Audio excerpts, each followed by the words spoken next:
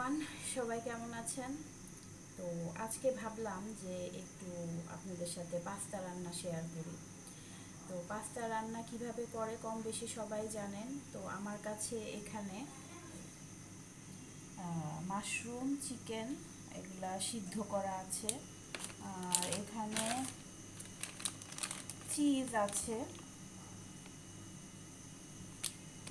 আর এখানে একটা উল্টা ধরছে ম্যাকারনি পাস্তা। হ্যাঁ, তো এগুলো দিয়ে আমি আজকে আপনাদেরকে দেখাবো যে কিভাবে আমি ক্রিম চিজ পাস্তা বানাই। সাথে থাকুন।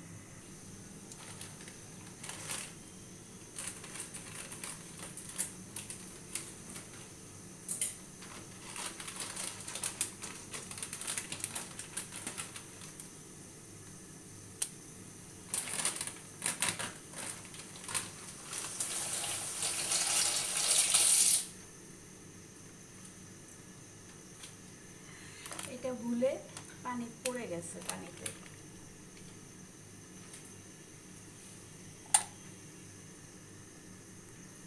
তো আমি অলওয়েজ পাস্তা রান্না করতে একটু তেল দিয়ে দিই, তাহলে পাস্তাটা একটু ঝরঝরা হয়। হ্যাঁ, মানে লেগে যায় না একটার সাথে একটা, এবং একটু লবণও দিয়ে দিই।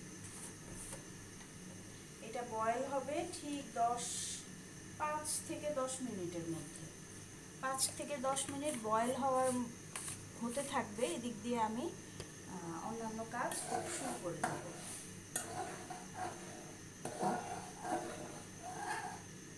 এইটা ফুটতে থাকুক, আমি এইটার চুলা ধরায় দিই।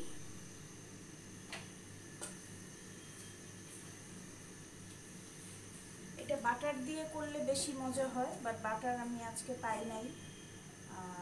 যে দোকান থেকে কিনি বাসার সামনে, এই দোকানে বাটার ছিল না, বিধায় আমাকে তেল দিয়ে করতে হবে। এবং পাস্তা যে বানাবো তার জন্য আমি এখানে এই দেখেন, এগুলো পেঁয়াজ, রসুন, মরিচ কেটে নিয়েছি।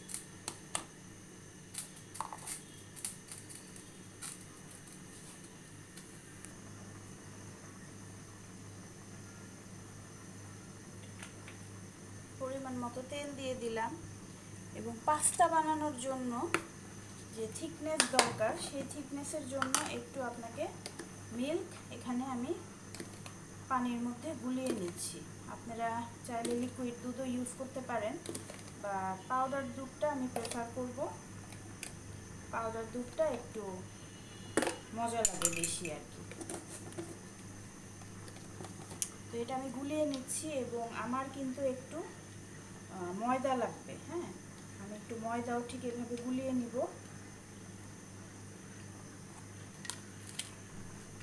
তো আমার এখানে অলরেডি তেল গরম হয়ে গিয়েছে।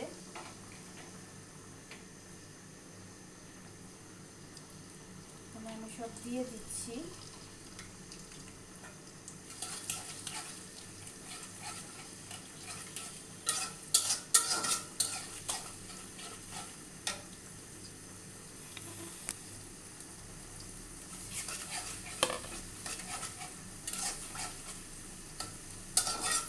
পাস্তাতে একটু রসুনটা বেশি করে দেওয়ার চেষ্টা করবেন, কারণ এক একজনের পাস্তা বানানো এক এক রকম।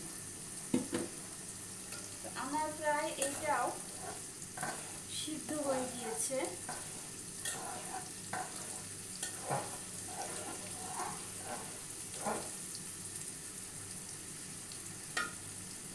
আমি এটা ছেঁকে নিয়ে আসবো।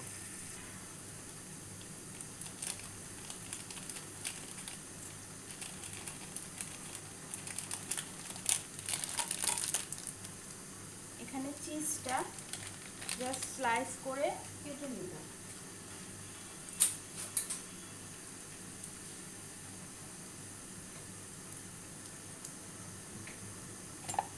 একটু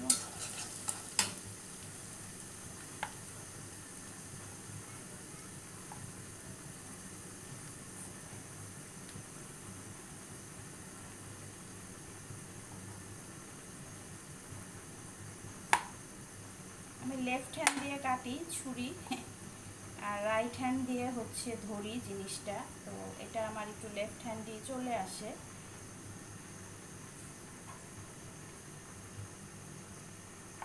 জাস্ট স্লাইস স্লাইস করা।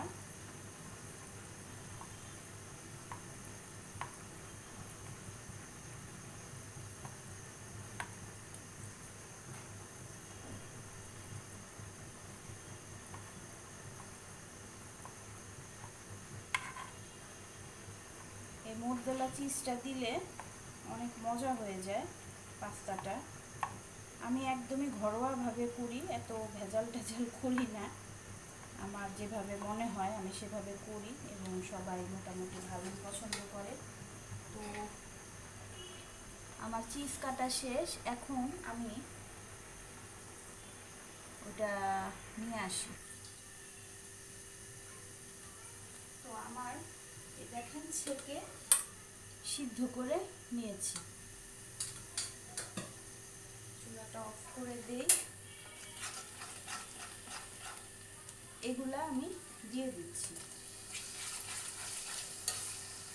এখানে মাশরুম আর চিকেন সিদ্ধ। চিকেনটা যখন সিদ্ধ করবেন কুচি কুচি করে কেটে ওর মধ্যে সামান্য একটু সয়া সস আর আদা রসুন সামান্য 1 চিমটি আর একটু লবণ দিয়ে জাস্ট সিদ্ধ করবেন। যদি তা না হয় তাহলে চিকেনটাও এখানে দিতে পারেন। দিয়ে একটু সস টস দিয়ে যদি কষায় নেন এটাও কিন্তু অনেক মজা লাগে। আমি এখানে এই সসটা ইউজ করছি।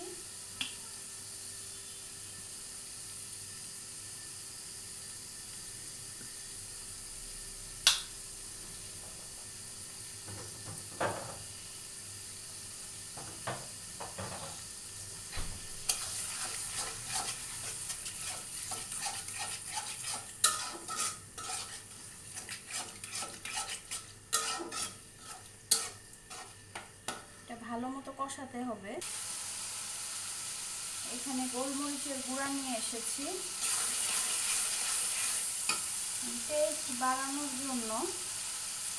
আমি এই মশলাগুলো অ্যাড করে দেব।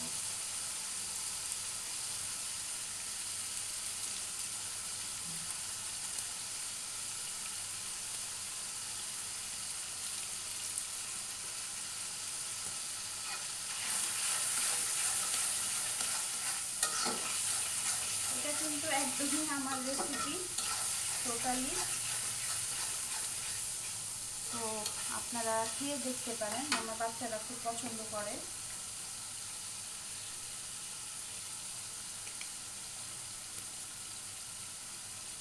সামান্য একটু লবণ দিয়ে দিলাম।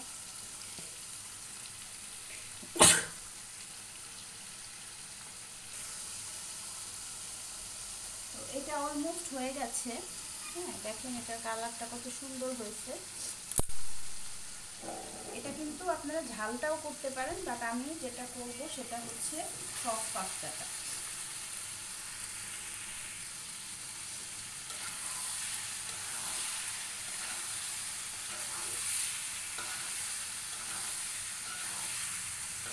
এটা যদি কেউ ঝাল খেতে চায় তাহলে আপনারা তাদের জন্য একটু উঠিয়ে রাখবেন। কেউ ঝাল খেতে চাইলে তাদের জন্য একটু উঠিয়ে রাখবেন। এখান থেকে আমি একটু লবণ অ্যাড করে দিচ্ছি।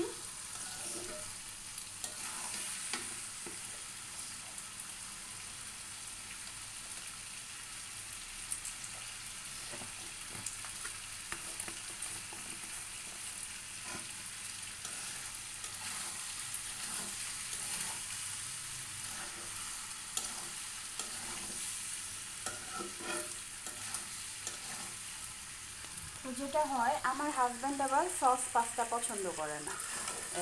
মানে সস বলতে ক্রিম ক্রিম যেটা ক্রিম হয় চিজি হয় সেই পাস্তাটা পছন্দ করে না। তো ওর জন্য আমি এখান থেকে একটু ঝালটা উঠিয়ে নেব। হ্যাঁ, ঝালটা উঠিয়ে রেখে তারপরে আমি পরের প্রসেসটা আপনাদের দেখিয়ে দিচ্ছি।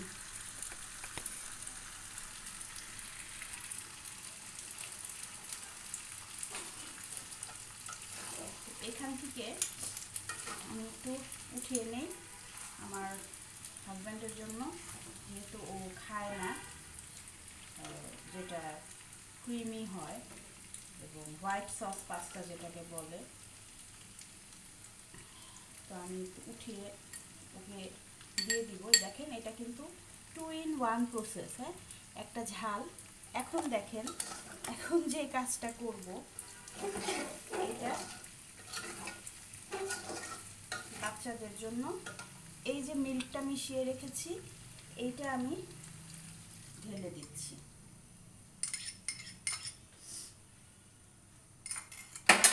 ও পড়ে গেল।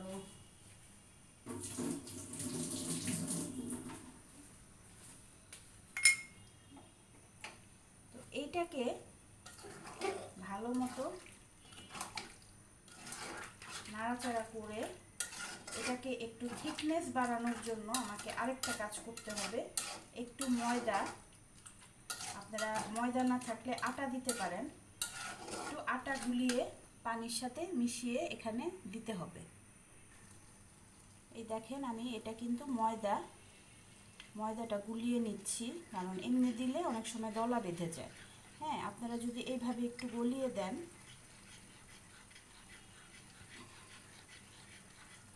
তাহলে এটা সুন্দর করে গলে যাবে এবং সুন্দর করে মিশে যাবে। রান্নাটা আসলে টোটালি আপনার কাছে। এটা আমি কোথা থেকে দেখেও শিখি নাই, নিজে নিজে একদম আন্দাজ করে খেতাম রেস্টুরেন্টে খেতে খেতে একদিন ভাবলাম যে ওয়াই নট আমি ট্রাই করি। তো এই দেখেন এটা আমি জাস্ট থিকনেসের জন্য দিয়ে দিলাম।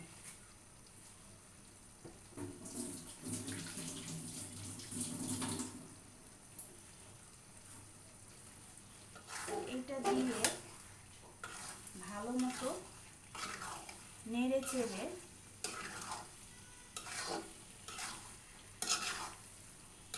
একটু পানি লাগবে।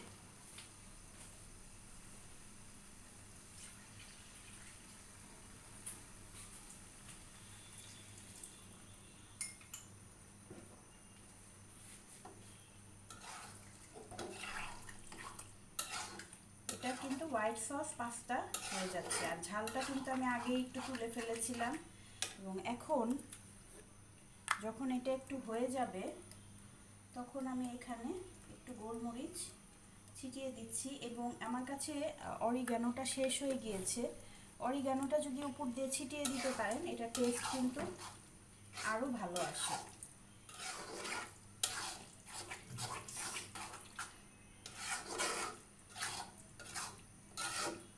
আপনারা বাসায় প্র্যাকটিস করতে পারেন। তো আমার যেহেতু এটা প্রায় শেষের দিকে, আমি একটু চেখে দেখি লবণ ঠিক আছে নাকি।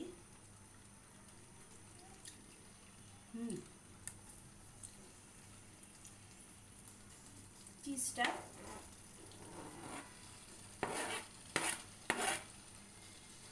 দিয়ে দিলাম।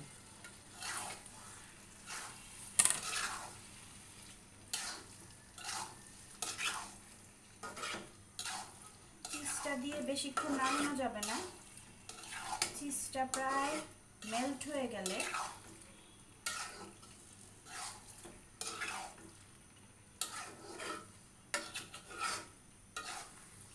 টেক্সচারটা কি সুন্দর আসছে।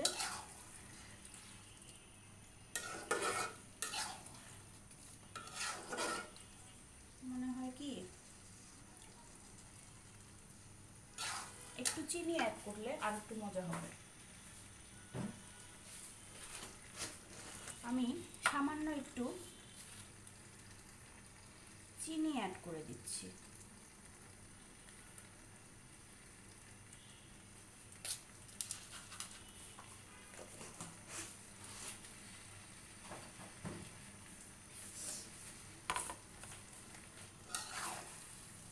এটা অলমোস্ট শেষের দিকে।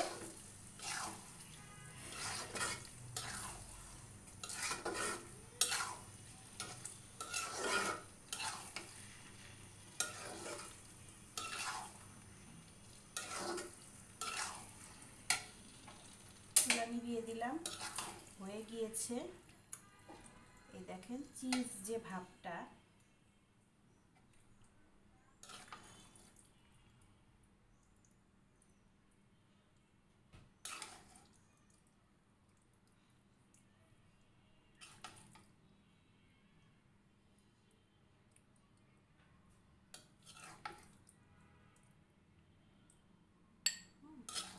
দেখেন এই যে চিজ একটা ভাব সেটা কিন্তু চলে এসেছে। তো এই দেখেন একটা হোয়াইট সস পাস্তা আর একটা ঝাল পাস্তা। সো রেডি হয়ে গেছে পাস্তা। তো এখন পরিবেশন করব, যে কয়জন খাবো আমরা। তো ভালো থাকবেন সবাই। ভিডিওটা পছন্দ হয়ে থাকলে লাইক, সাবস্ক্রাইব, কমেন্টস, যে যেখান থেকে দেখছেন, ইউটিউব থেকে দেখলে ইউটিউব থেকে সাবস্ক্রাইব, লাইক, কমেন্টস করবেন, এবং ফেসবুক পেজ থেকে দেখে থাকলে অবশ্যই লাইক, কমেন্টস করে দিবেন। ধন্যবাদ।